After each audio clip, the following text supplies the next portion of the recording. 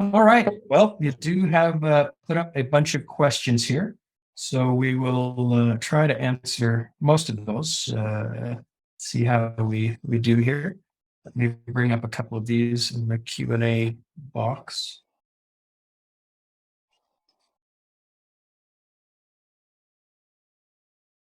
All right. Pretty general kind of design question, Mike. I'll throw this one to you.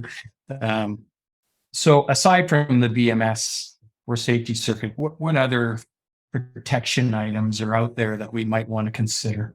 Yeah, those are going to be probably mechanical in nature, depending on whether or not a pack is end user accessible or permanently installed within a device. Will kind of change what you have to do at the battery level.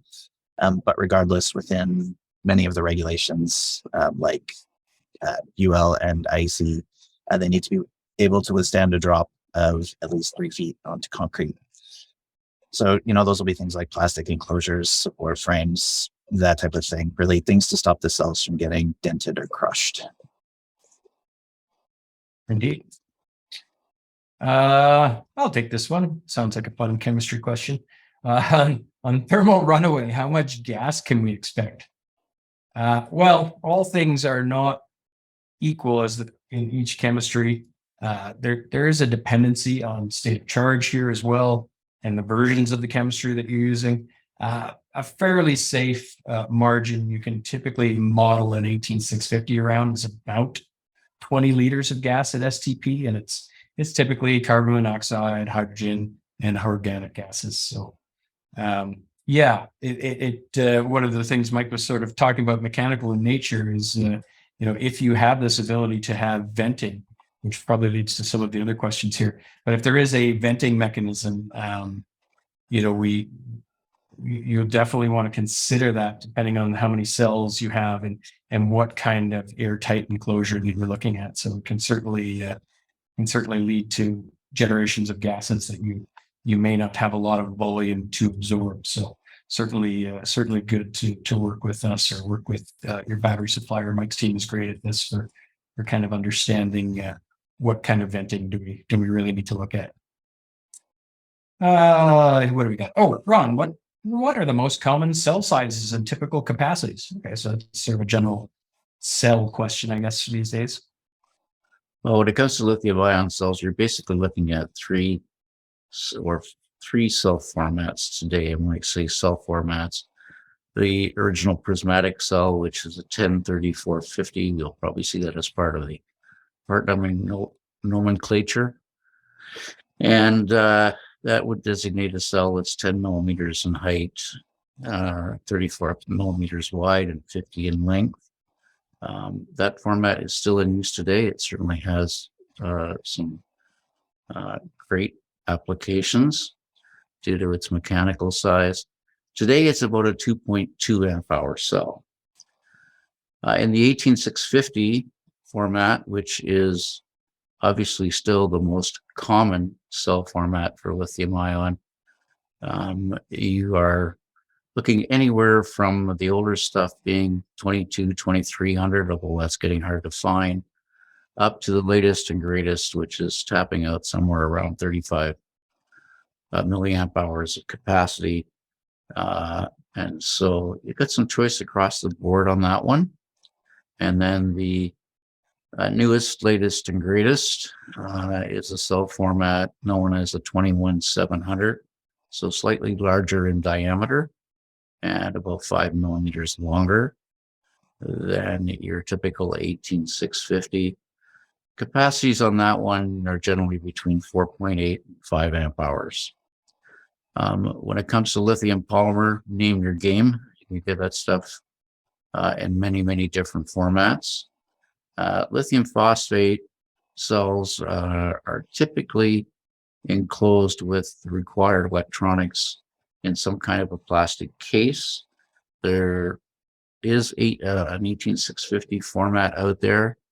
The trade-off with lithium iron phosphate is a little higher safety level, however, and a little higher charge and discharge rates. But in the end, you've got a much lower energy density in the cell. I think that pretty much covers it. Very good. Mike, how about this one? I've heard 30% state of charge to ship air, but how do we know? How do you know if you're under that 30% state of charge? Good question. Well, the easiest answer is if you have received it by air already, you can pretty much assume it's fine. But if, say, you've stored it for a while, you need to top it up. The easiest way to do that is just by measuring the OCV. Each different cell type has a slightly different charge voltage curve. But if you know the cell type within your battery assembly, you can figure out what the open circuit voltage should be at 30% and just measure that directly. Very good. Ron, how worried should I be if I drop a battery pack? Well, I'm not sure if worried is the right question, but what you do need to do is make sure that you visually inspect it and that there's no damage to any part of the battery pack. Typically, battery packs that are well designed will withstand that 3-foot drop, 4-foot drop.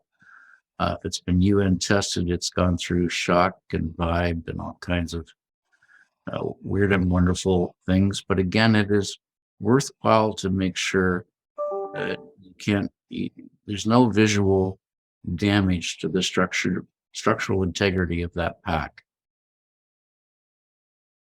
Very good. There's a bunch of questions around storage. So maybe I'll start with Mike here, and we can kind of see if we can cover off, good storage practices. But I mean, a lot of the questions are around temperature, right?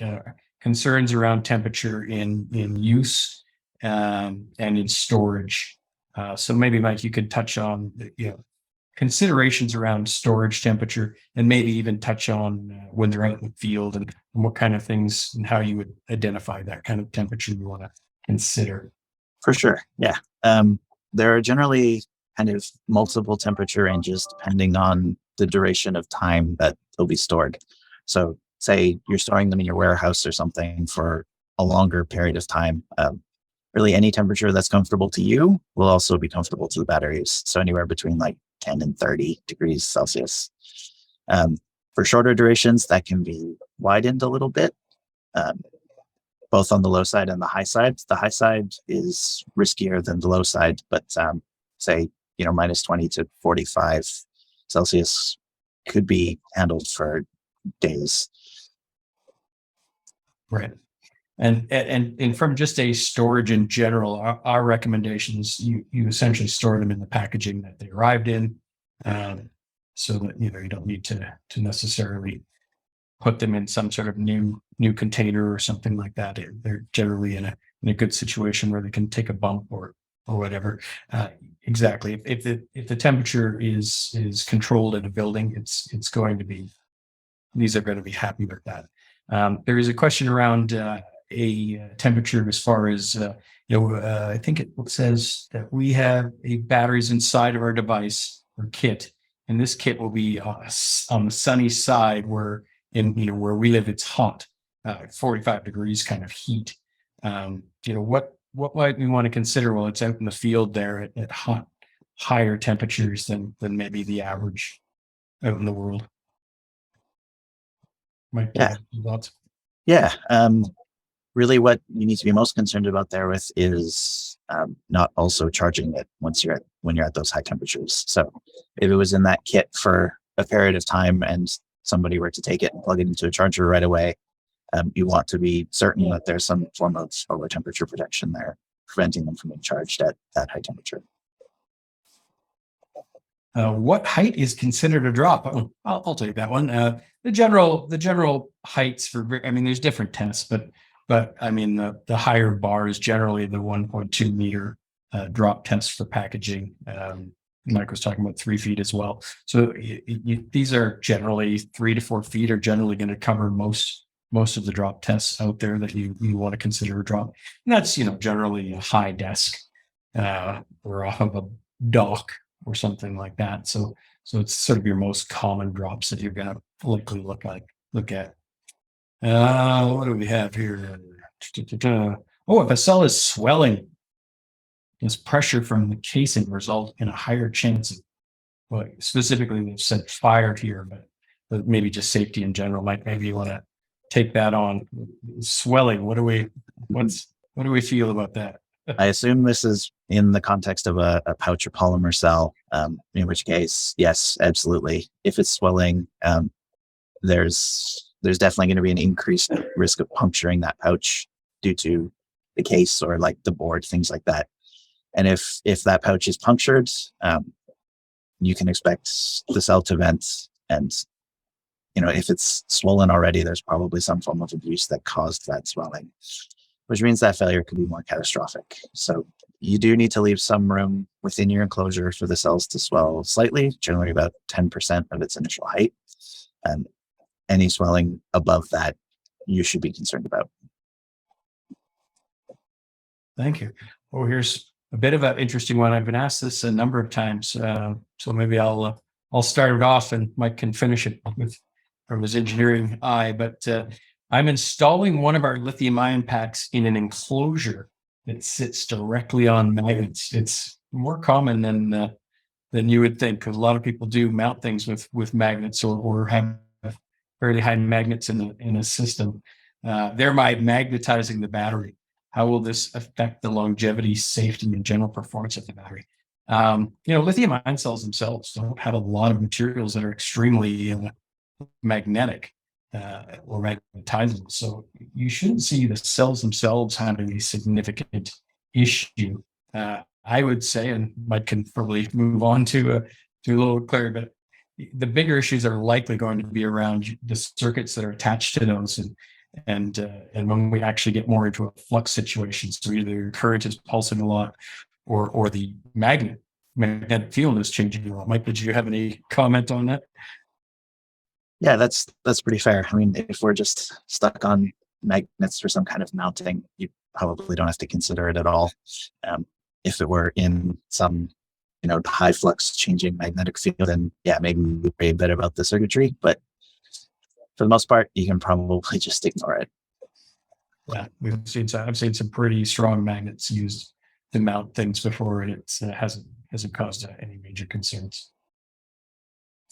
If you have an extremely tightly tuned instrument that is magnetic susceptible, then we definitely want to have engineering take a good look at your particular application. So certainly reach out if you have some more definition around how you're thinking to do this.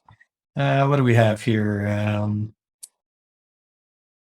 In case we have an incident, is it safe to move the batteries from the workplace to far away? I assume this means kind of when it's happening. Maybe Ron, do you want to take a stab at that one?